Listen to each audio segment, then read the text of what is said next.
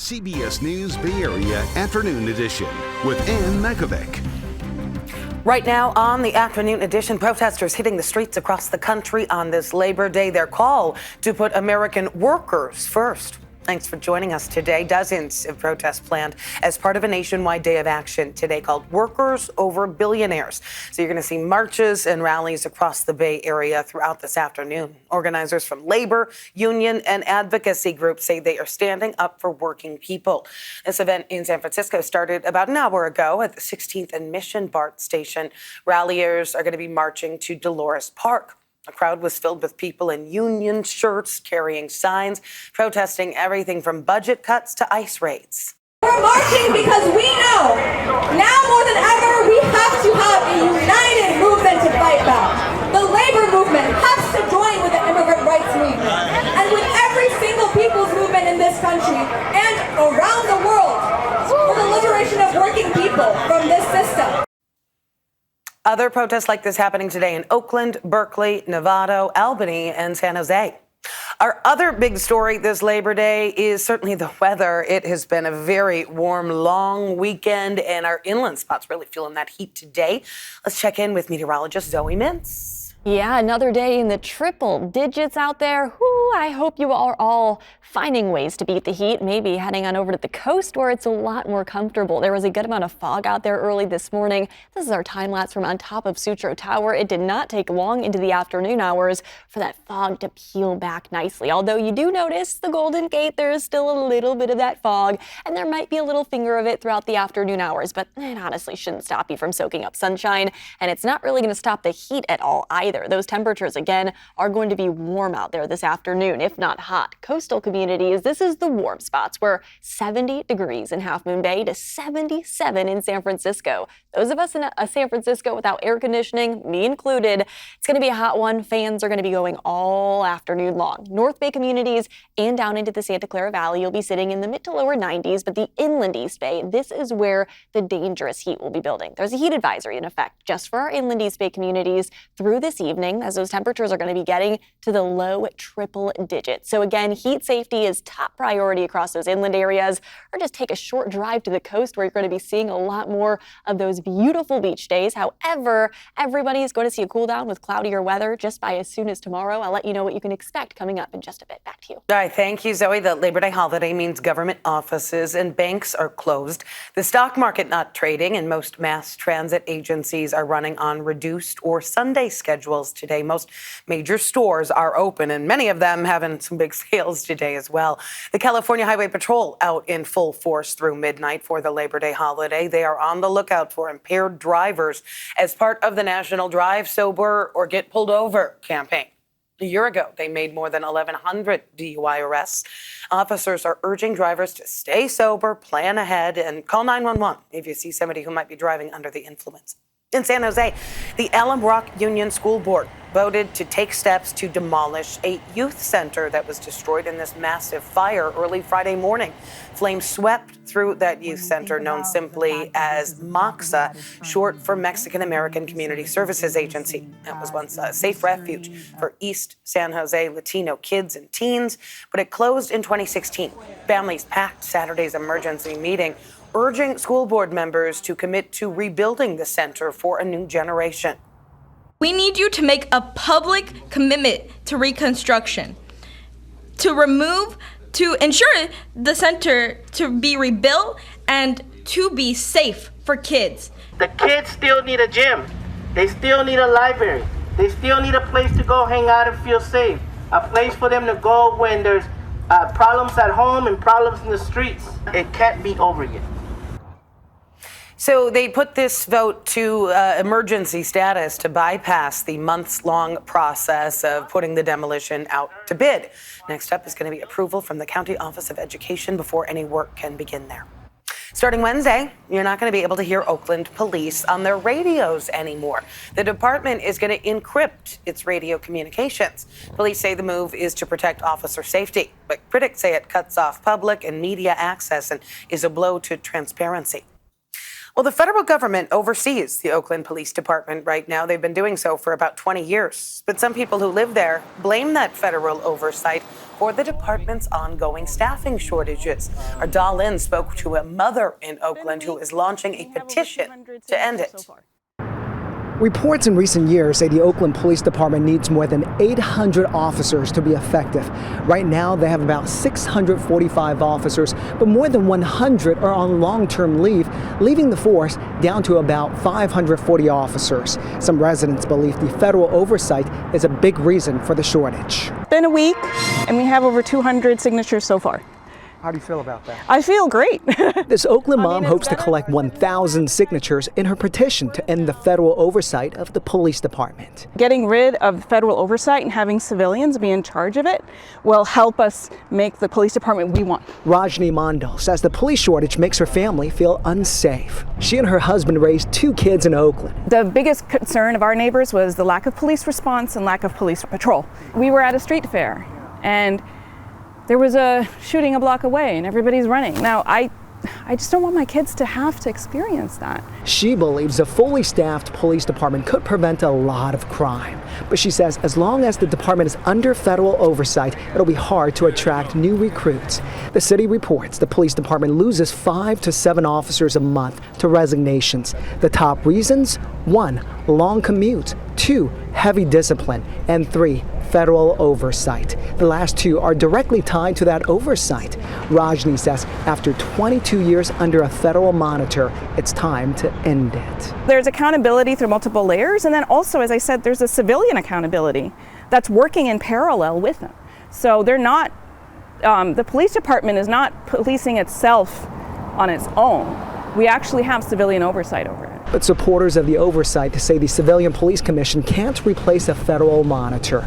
They argue the commission hasn't been effective, and the police department still struggles to hold officers accountable for misconduct. We're not seeking perfection. What we're seeking is that when someone does wrong, they are appropriately investigated and appropriately disciplined. Civil rights attorney Jim Channon works with the judge to make sure OPD meets federal compliance.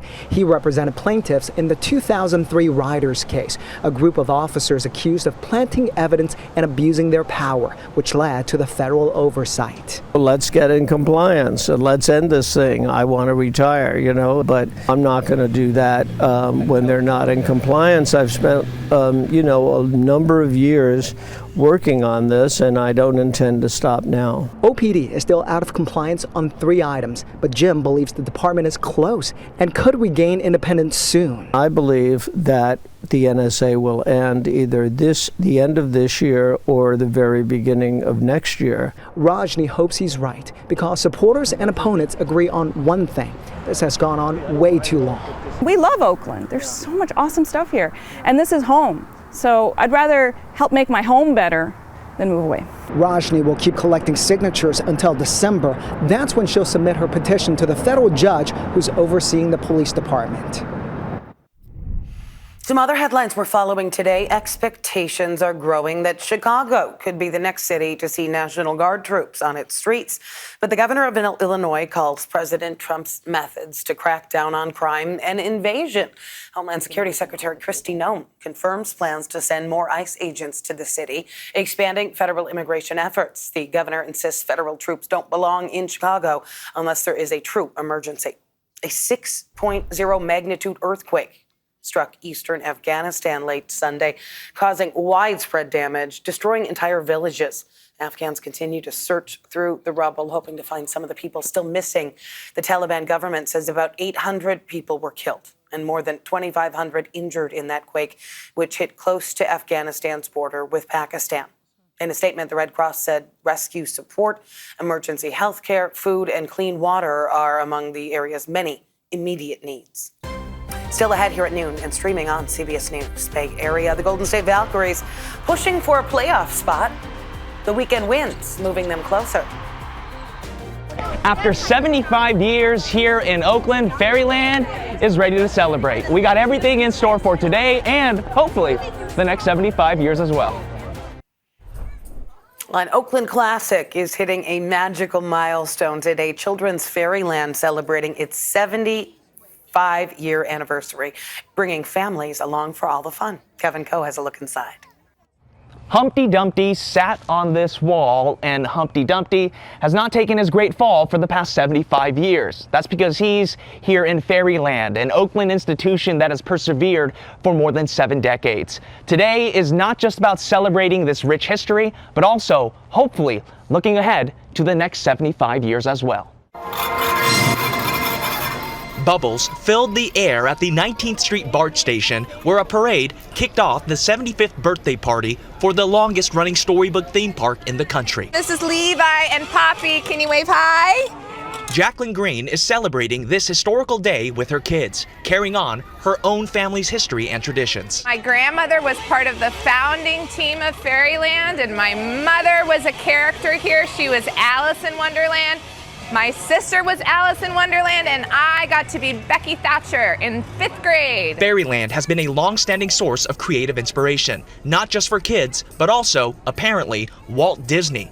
As legend has it, Walt Disney visited Fairyland here in Oakland, then used the inspiration to open Disneyland. But unlike the mouse, Fairyland sees itself less as an independent institution and more like a part of Oakland itself. It first opened up in 1950 as part of Oakland's Parks and Rec department. We're not Disneyland, we're not Great America. When kids and families come here, we want them to feel like they belong, and so we want to make sure we're telling the stories that reflect what's going on in our community. 75 years is a flex. To be standing on any ground at 75 years is great. And so we're so excited to welcome all of our community in through our gates. Fairyland CEO Kimberly Miller's excitement comes from years of dedication to Oakland families. The theme park held on through the COVID-19 pandemic and the ensuing stay-at-home orders, hurdling over close calls, allowing Fairyland to now average about 200,000 visitors a year. Families have a safe place to recreate, to tell their own stories, to build their own narratives, and that's just true of the city. Artistically,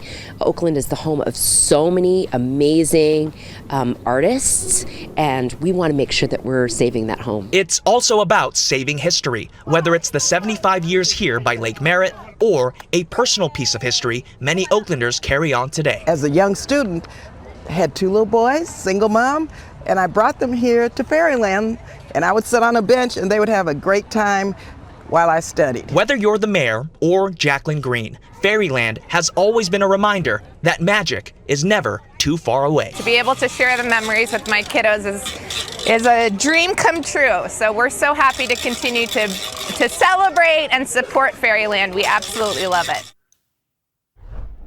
Well, it looks like a pretty warm day for that march and the protests we talked about earlier.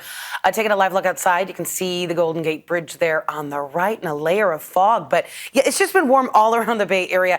Zoe Mintz, we know that this is supposed to be the unofficial end of summer, but not around here. No, I mean, if you're from the Bay Area, you know that summer is cold and winter is not until the end of the year. So what's in between that? We kind of have this warm period, September, October, that we really heat up. So yeah, if you live here, you know this is the time of year that it's normally the hottest. So it's not too out of the ordinary, but it is still about 5 to 15 degrees above average today. And there is still a heat advisory in effect. Although a lot of the fog from early this morning has now officially peeled back, there is a good amount of sunshine along our coastal communities. So if you want to head on over to the beach and enjoy some of that sunshine along with upper 60s to low 70s. Yeah, Half Moon Bay, it's 70 degrees is a high temperature today.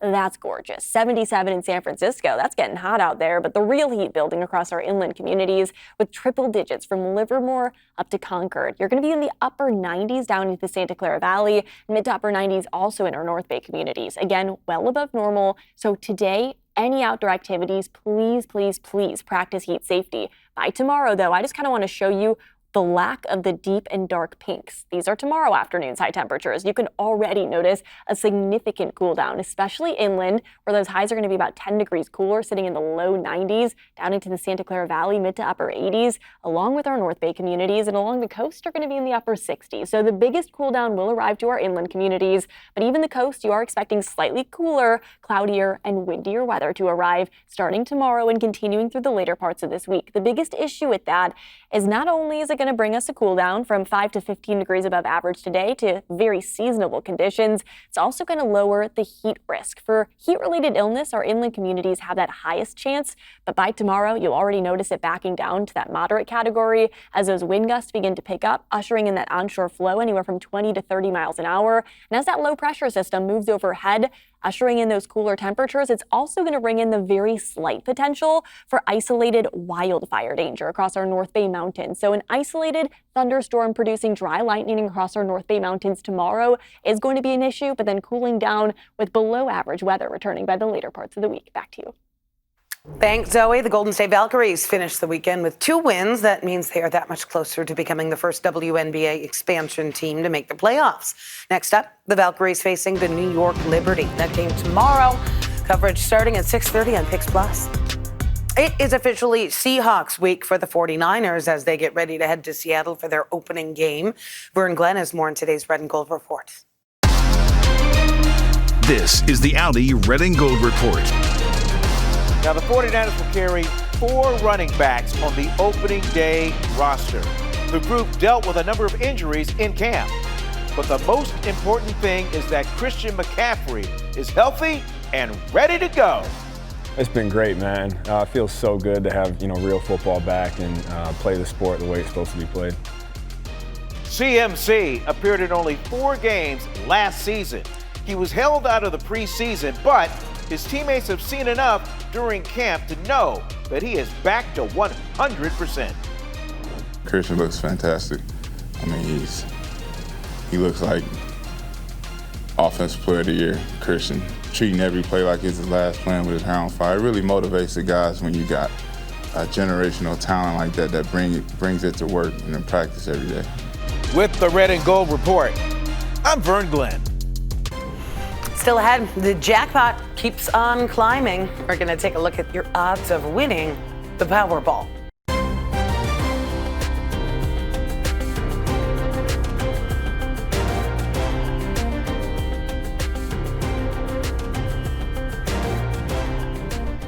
A lot of people hoping for a big win this Labor Day so they never have to work again. Tonight's Powerball jackpot is up to $1.1 billion, the 5th largest prize in the game's history. If your lucky ticket matches all 6 numbers, you can choose from 2 options: the $1.1 billion annuity, one check right away, followed by 29 annual payments, or a one-time payment of nearly $500 million. Of course, both options are before taxes. The odds of winning are 1 in 292 million.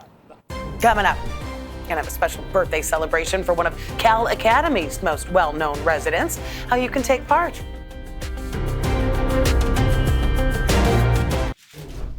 Claude, the California Academy of Sciences' famous albino alligator, is turning 30, and the city is celebrating all month long. Starting today, visitors can join daily events from meet and greets with a Claude mascot to art projects and giveaways.